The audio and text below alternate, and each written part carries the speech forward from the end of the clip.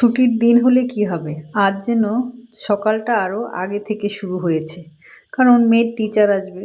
তো বন্ধুরা, আজকে আমি দিনটি কিভাবে কাটিয়েছি সেই ব্লগটা তোমাদের সাথে শেয়ার করছি। তো আশা করছি সবাই ভালো আছো, আর আমিও ভালো আছি। আমি তুলসী।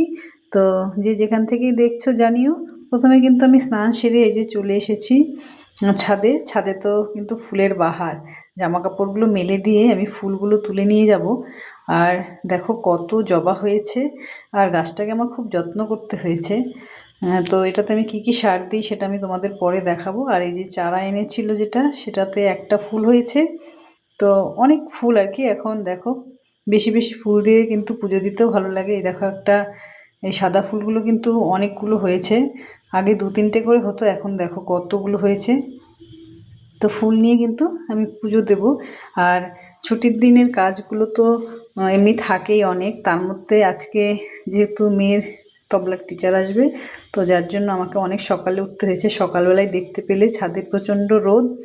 তো আমি পুজোটা কিন্তু এই 6:30-7টার মধ্যে হয়ে গেছে আর কি। তো এই যে পুজো দিয়ে আমি চলে এসেছি কিচেনে।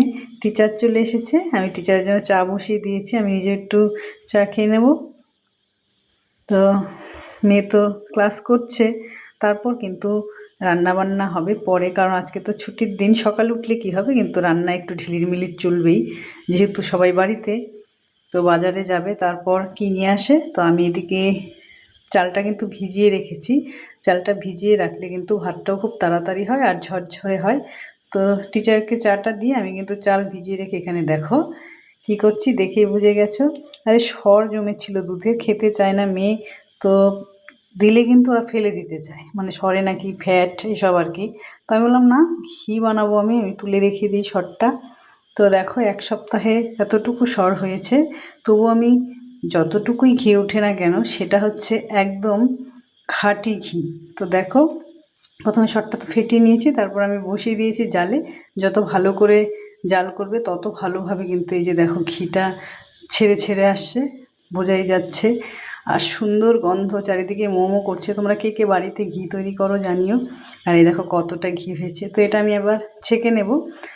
ছেঁকে আমি একটা বাটিতেই ছেঁকে নেব প্রথমে, কারণ যেহেতু অল্প একটু খাওয়া হয়ে যাবে, সেই জন্য আর আমি কৌটোতে রাখছি না, বা কাচের ছোটো জার আছে সেটাতেও রাখছি না, আমি বাটিতেই ঢেলে নেব, কারণ খাওয়া হয়ে যাবে এটা।